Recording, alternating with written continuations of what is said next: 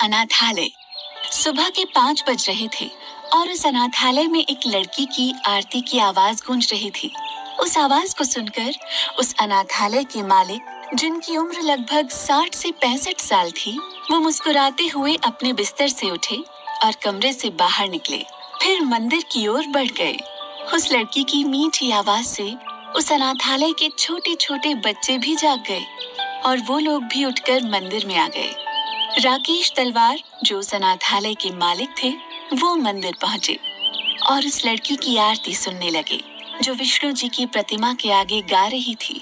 कुछ देर बाद आरती खत्म हुई और वो लड़की पीछे मुड़ी तो पीछे सबको खड़ा देखकर उसके चेहरे पर प्यारी सी स्माइल आ गई और वो आरती की थाल लेकर सबके पास गई।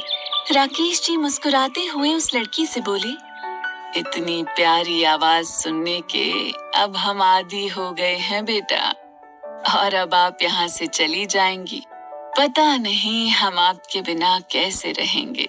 जिसे सुनकर वो लड़की राकेश जी के गले लगते हुए बोली, बाबा, मैं नहीं जाना चाहती। आप ही मुझे उन अनजान लोगों के पास भेज रहे हैं। मैं आपके बिना नहीं रह पाऊंगी। उसकी ऐसी बातें सुनकर राकेश जी उसे अपने सामने करते हुए प्यार से बोले, बेटा, आपकी अच्छी परवरिश, अच्छी जिंदगी के लिए आपको खुद से दूर कर रहे हैं, वरना हम कभी आपको यहाँ से कहीं नहीं भेजते। वो लड़की ये सुनकर सुबकते हुए शिकायती लहजे में बोली, अच्छी परवरिश तो आप भी दे सकते हो बाबा, और जहाँ बात रही अच्छी जिंदगी की, तो मैं अच्छे से पढ़ाई लिखाई करूंगी और खूब पैसे कमाऊंगी, जिससे मैं आपका और इन सब बच्चों का ध्यान भी रख लूंगी। उस अनाथालय में और भी लड़कियां और बच्चे थे, पर राकेश जी के सबसे ज्यादा करीब यही लड़की थी।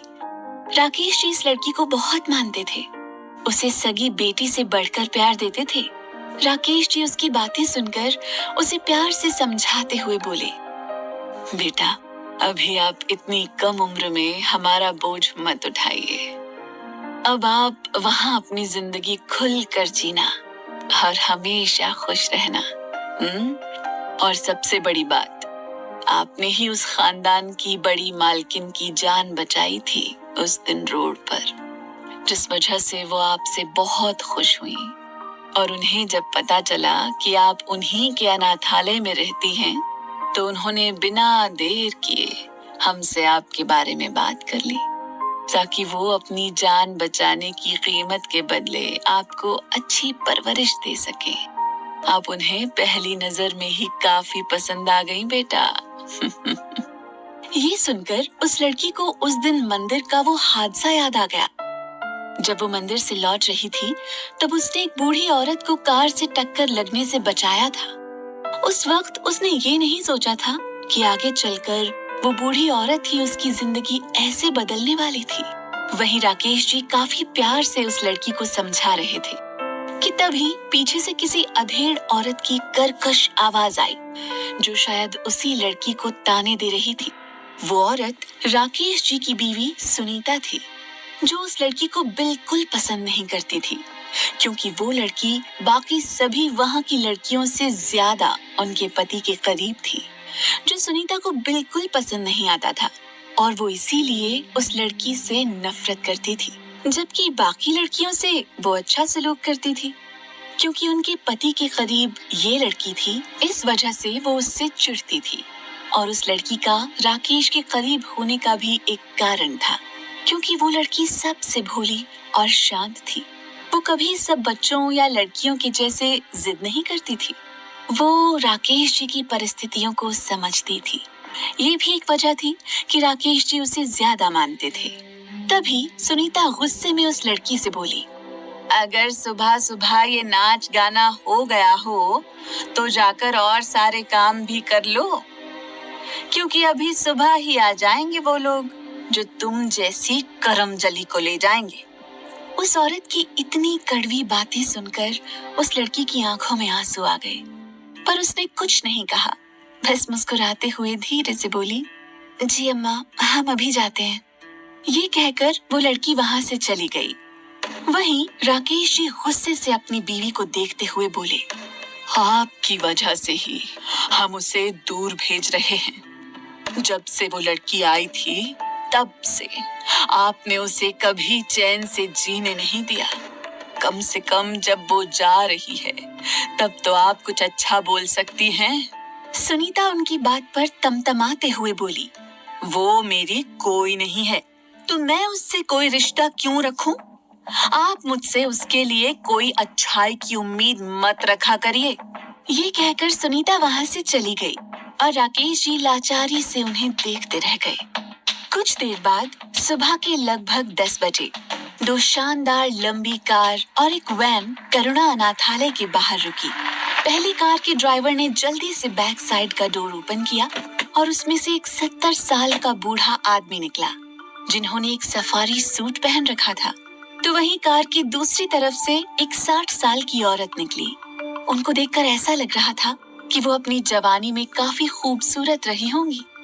तभी दूसरी कार से एक आदमी, जिसकी उम्र 49 से 50 साल थी, जिन्होंने बिजनेस सूट पहन रखा था, वो निकले और उन्हीं के साथ एक 45 साल की औरत भी निकली। वो उस आदमी की बीवी लग रही थी। वहीं वैन से उनके गार्ड्स बाहर निकले, जो उनके आसपास खड़े हो गए। उनमें से बूढ़े आदमी का नाम परितोष ओबेरॉय था। वो वेल रेप्यूटेड कंपनी सिग्मा और ओबेरॉय ग्रुप के हेड थे।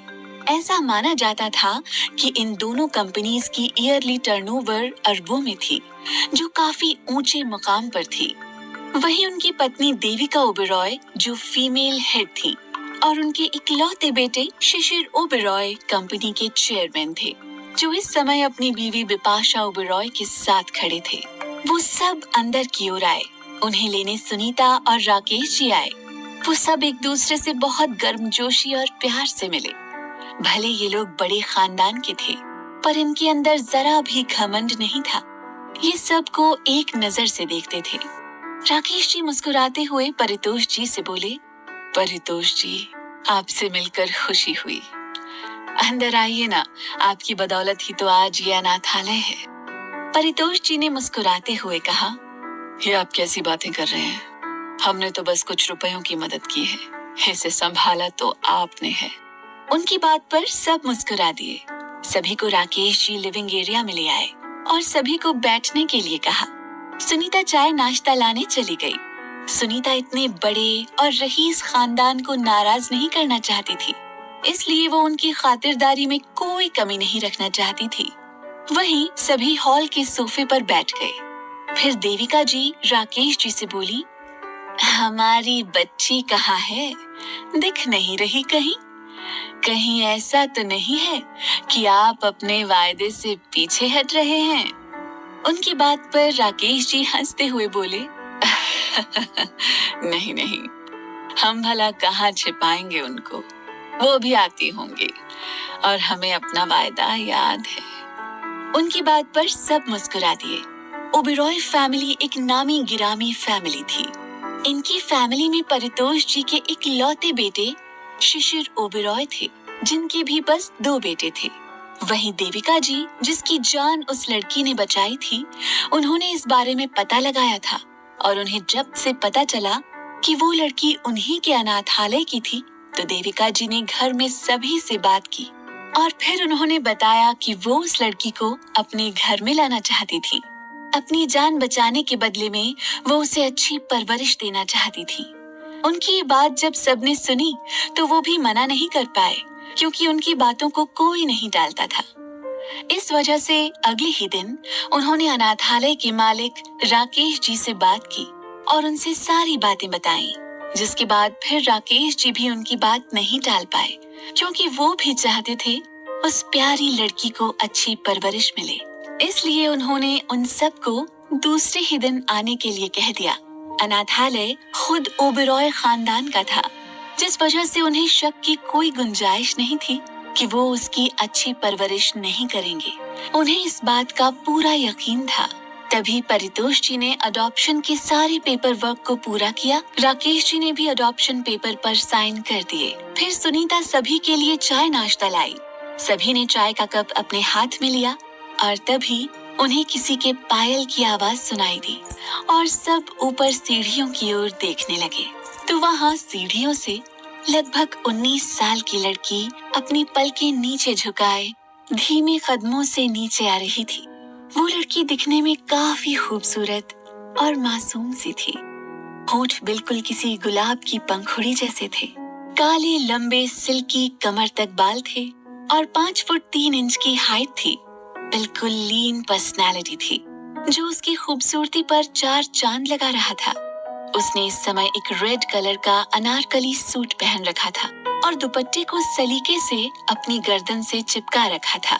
वो अपने धीमे कदमों से राकेश जी के पास आई और उनके साइड में अपना सिर नीचे करके खड़ी हो गई। वहाँ बैठा ओबेरॉय परिवार उस लड़की की खूबसूरती की तारीफ मन ही मन में किए जा रहा था। उन्हें उस लड़की का शांत भाव और सादगी काफी अच्छी लग रही थी। तभी बिपाशा जी प्यार से उस लड़की की तरफ देखते हुए बोली, बेटा, आपका नाम क्या है? वो लड़की उनकी बात सुनकर धीरे से बोली, मेरा नाम अंतरा है। उसका नाम सुनकर सब मुस्कुरा दिए। शिशिर जी ने उसे अपने पास बैठने को बुलाया। बेटा, आप आकर यहाँ बैठो और हम लोगों से बातें करो, क्योंकि अब आपको हम लोगों के साथ रहना है। अंतरा बहुत शांत और थोड़ी चंचल स्वभाव की लड़की थी, इसलिए वो थोड़ा हिचकिचाते हुए राकेश जी की तरफ देखने लगी। तो राकेश जी ने हाँ में इशारा किया तो अंतरा उनके पास जाकर बैठ गई। सब उसकी घबराहट को समझ रहे थे, क्योंकि ऐसे नए लोगों के साथ खुद को ढालना थोड़ा मुश्किल था। सभी उससे बहुत अपनेपन से बात कर रहे थे, उसे परायों जैसा एहसास नहीं होने दे रहे थे। अंतरा को अब अजीब महसूस नहीं हो रहा था, क्योंकि उसे सभी का स्वभाव बहुत अच्छा लग रहा था। कुछ देर बीत जाने के बाद फिर परितोष जी फिर उठते हुए बोले, अच्छा, तो अब हम अंतरा को लेकर चलते हैं।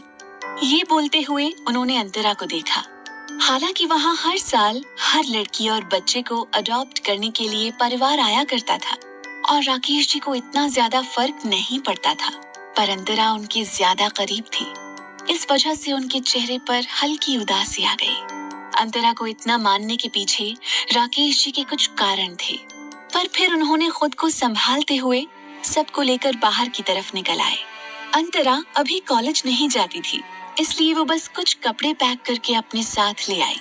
जाते समय अंतरा राकेश जी के सीने से लग गई, तो राकेश जी ने उसके सिर पर हाथ फेरा। वहीं परितोष जी अंतरा की उदासी देखकर उसके सिर पर प्यार से हाथ फेरते हुए बोले, बेटा, आप अपने घर जा रही हैं। हम सब आपके दादा दादी हैं। हम आपको अपने साथ सिर्फ इसलिए ले जा रहे हैं ताकि आप अपना भविष्य बना सकें, अपनी जिंदगी में कुछ मुकाम हासिल कर सकें। आप हमें अपने दादा दादी कह सकती हैं। बाकी उस घर में जो और लोग हैं, उन्हें आपको जो कहना हो वो आप कहिए। हम सिर्फ आपके भविष्य को बनाने के लिए आपको अपने साथ ले जा रहे हैं। अंतरा के लिए ये सब एक्सेप्ट करना अभी बहुत मुश्किल हो रहा था। जाहिर सी बात थी, अंतरा कोई 4 साल की छोटी बच्ची नहीं थी जिसे कोई टॉफी देकर फुसला सकता था और उसे अपने साथ अपने घर आसानी से ले जा सकता था। अंतरा 19 साल की समझदार लड़की थी, जिसके लिए उस अनजान से घर में जाना बहुत मुश्किल हो रहा था। उसे वहाँ के लोगों के साथ एक झिझक महसूस हो रही थी। ओबेरॉय खानदान उस अनाथालय के सबसे बड़े ट्रस्टी थे और वो हर साल कई सारे बच्चों को अच्छी नौकरी और उनके अच्छे भविष्य के लिए मदद करते थे। कई सारी अंतरा जैसी लड़कियों का उन्होंने भविष्य सुधारा था। ओबेरॉय खानदान ने अंतरा को अपनी बेटी के तौर पर कभी अडॉप्ट नहीं किया था, बल्कि उन्होंने तो उसे देविका जी की जान बचाने के बदले एक अच्छी लाइफ देने के लिए अपने पास रखने की बस अडॉप्शन की फॉर्मेलिटी पूरी की थी। वहीं अंतरा का मकसद वहां जाने का सिर्फ इतना ही था कि वो सिर्फ पढ़ाई करके अपने दम पर एक एनजीओ खोल ले, जिससे कि वो अपने जैसे सभी अनाथ बच्चों को उनका अच्छा भविष्य दे सके। और अपने इसी मकसद को सोचते हुए अंतरा सबके साथ कार में बैठकर अपनी जिंदगी के नए सफर की ओर बढ़ गई। कैसा होगा अंतरा का नया सफर? अब क्या मोड़ लेगी अंतरा की सिंपल सी लाइफ? 2 घंटे बाद उन सबकी कार एक पैलेस के आगे रुकी और उसका नाम ओबेरॉय पैलेस था। बड़े से गेट से होते हुए उन सब की कार एंट्रेंस पर आकर रुकी। गार्ड्स ने जल्दी से आकर उन कार्स का डोर ओपन किया और सब बाहर निकले।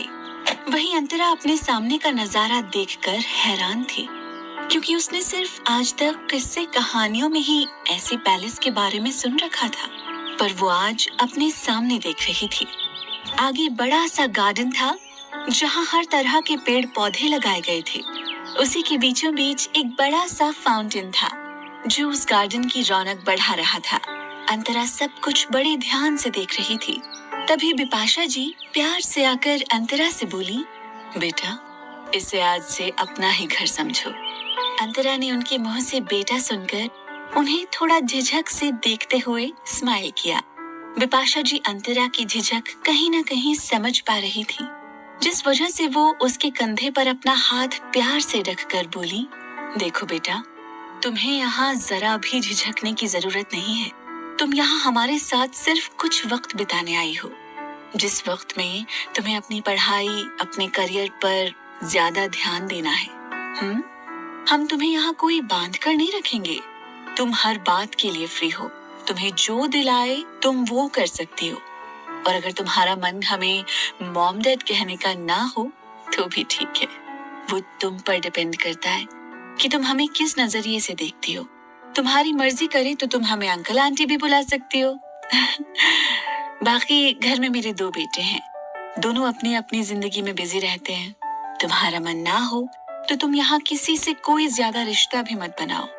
तुम समझ रही हो ना बेटा मैं क्या कह रही हूँ? बिपाशा जी अपनी तरफ से अंतरा की झिझक मिटाने की कोशिश कर रही थी। उन्हें पता था कि अभी अंतरा को अचानक से इस तरह के माहौल में ढलने से परेशानी हो रही होगी, जो कि जायज भी था। किसी अनजान से घर में अनजान लोगों के बीच रहकर खुद को उनकी तरह ढालना हर किसी के लिए मुश्किल होता है।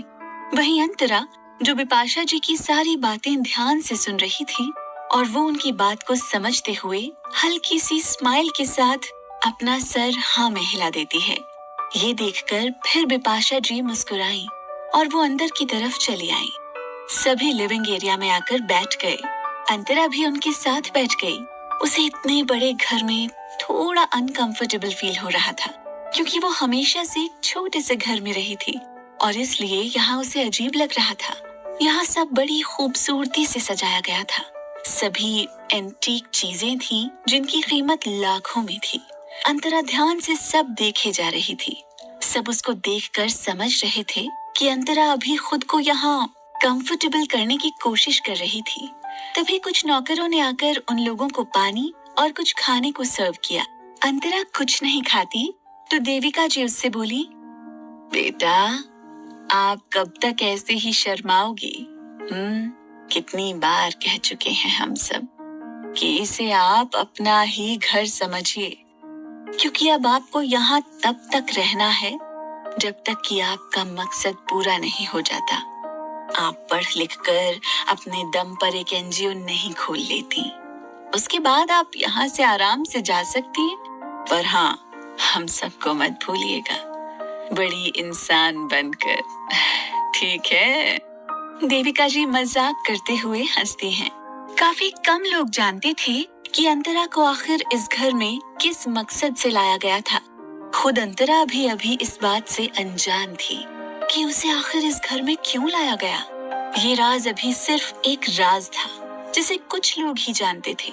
तभी अंतरा अपना सिर नीचे करके प्यार से बोली, नहीं दादी, आप सबकी बदौलत ही मैं उस मुकाम तक पहुंचूंगी, तो भला आप सबको कैसे भूल जाऊंगी। उसकी ये बात सुनकर सभी के चेहरे पर मुस्कान छा गई और फिर देविका जी मुस्कुराते हुए ऊपर सेकंड फ्लोर को देखकर बोली, आपका रूम ऊपर रेडी करवा दिया है, आप जाइए, आराम करिए, खाने के लिए हम आपको बुला लेंगे। अंतरा ने जब ये सुना तो उसकी आंखें नम हो गईं, क्योंकि उससे आज तक किसी ने भी प्यार से बात नहीं की थी और ना ही उसकी इतनी परवाह की थी, सिवाय उसके बाबा के। पर इन अनजान लोगों की खुद के लिए ऐसी परवाह देखकर उसके दिल में उन सभी के लिए इज्जत बढ़ने लगी थी। अंतरा फिर उनकी बात पर प्यार से सभी को देखते हुए अपना सिर हिलाती है और फिर अंतरा एक नौकर के साथ अपने रूम की तरफ चली गई। तभी शिशिर जी बिपाशा जी की तरफ देखते हुए बोले, ध्रुव आउट ऑफ टाउन गया है बिजनेस के सिलसिले में, वो शाम तक आ जाएगा। अब मैं भी ऑफिस चलता हूँ।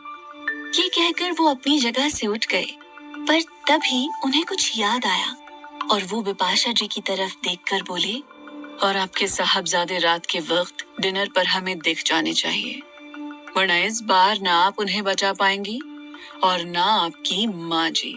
उन्होंने देविका जी की तरफ इशारा किया। देविका जी और बिपाशा जी ने जब ये सुना तो उनका मुंह बन गया और शिशिर जी ऑफिस के लिए निकल गए। दादाजी अपने ऑफिस के काम से रिटायरमेंट ले चुके थे। उन्होंने अपने सारे ऑफिस के काम को अपने बेटे और पोतों पर छोड़ दिया था और खुद दादाजी के साथ अपने बुढ़ापे के उन खूबसूरत पलों को जी रहे थे।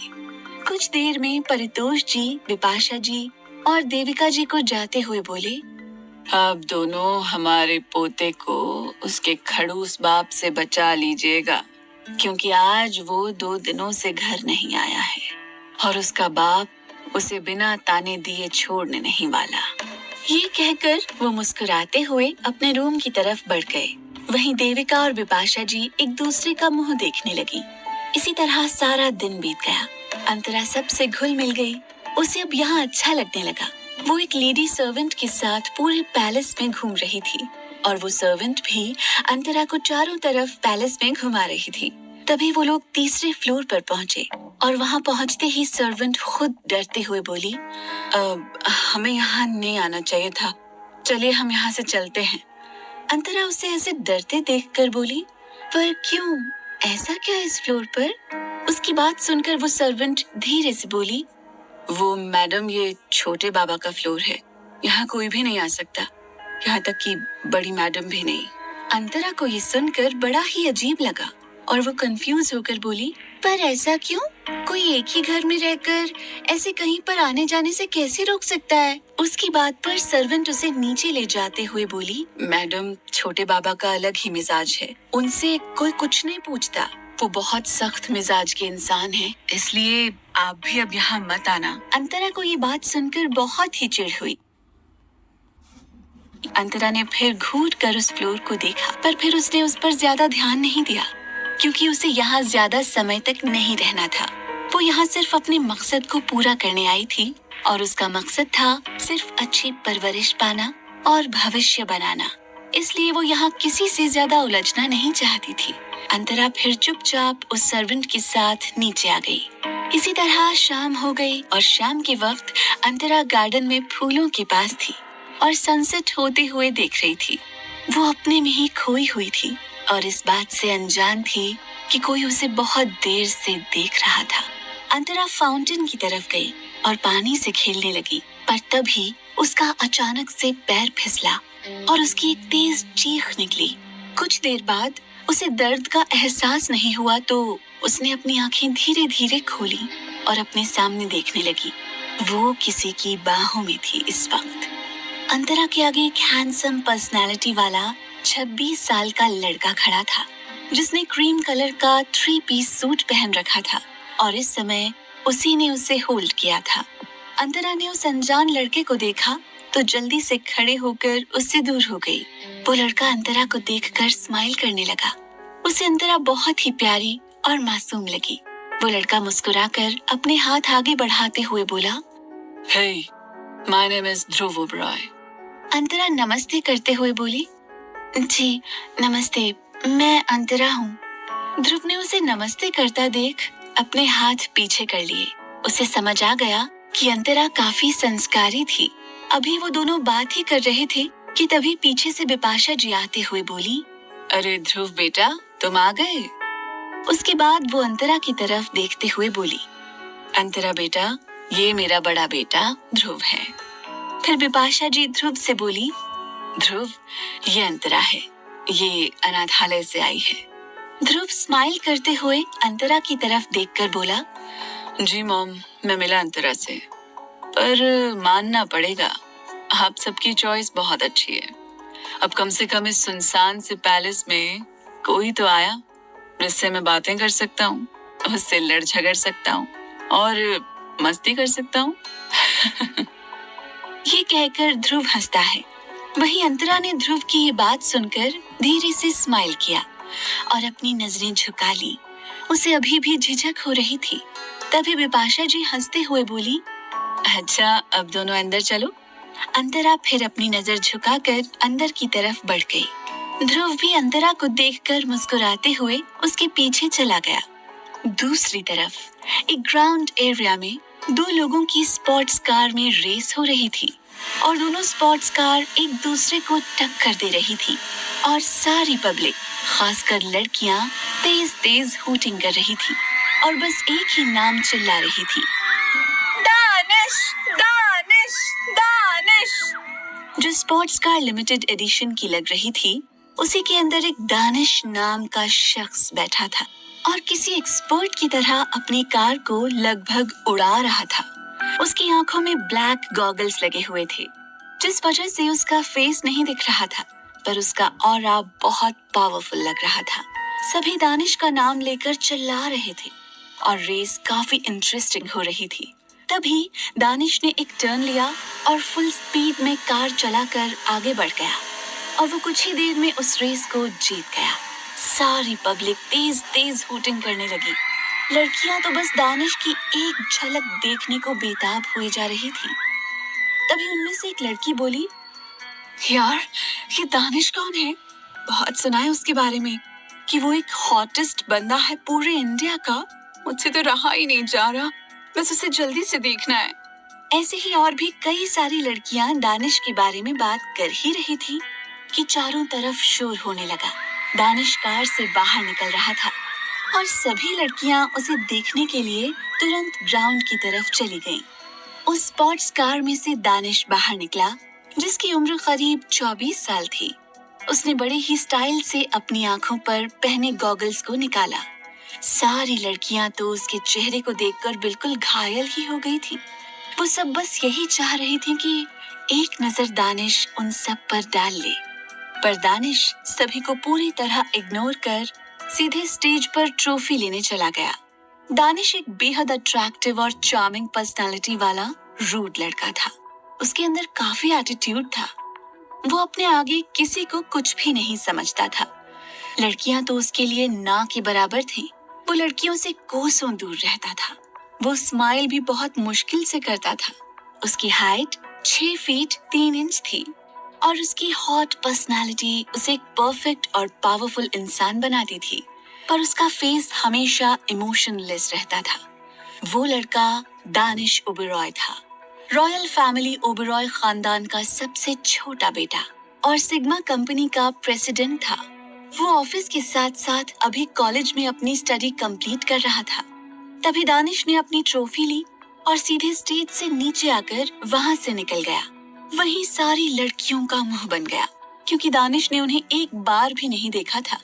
दानिश पार्किंग एरिया में आया और अपनी लग्जूरियस कार का गेट ओपन किया, पर तभी किसी लड़की ने उसे पीछे से हग कर लिया। दानिश वहीं रुक गया और गुस्से से पीछे पलटा। वो उस लड़की को घूरते हुए खुद से दूर कर सर्द आवाज में बोला, What the hell, Rihana? Rihana Roy, जो दानिश की डैड शिशिर ओबेरॉय के दोस्त की बेटी थी और मन ही मन दानिश को बहुत पसंद भी करती थी। उसकी उम्र 24 साल थी, जो दानिश के साथ ही उसके कॉलेज में पढ़ती थी और उसकी फैमिली और ओबेरॉय फैमिली काफी अच्छे दोस्त थे। रिहाना काफी सुंदर थी, पर बहुत घमंड और एटीट्यूड में रहती थी। रिहाना दानिश की बात सुनकर हंसते हुए बोली, Danish, I am proud of you. मुझे पता था ये रेस तुम ही जीतोगे, और अब रेस जीती है तो चलो पार्टी करते हैं। मैं ऋतिक और शिवम को भी बुला लेती हूँ। ऋतिक और शिवम दोनों दानिश के फ्रेंड और असिस्टेंट थे। दानिश ने रिहाना को कुछ पल घूरा और कुछ सोचते हुए अपना सिर हल्के से हाँ में हिला दिया और फिर दोनों क्लब चले गए। क्या होगा जब दानिश और अंतरा की मुलाकात होगी? क्या इतने बड़े परिवार के बीच अपनी लाइफ खुलकर जी पाएगी?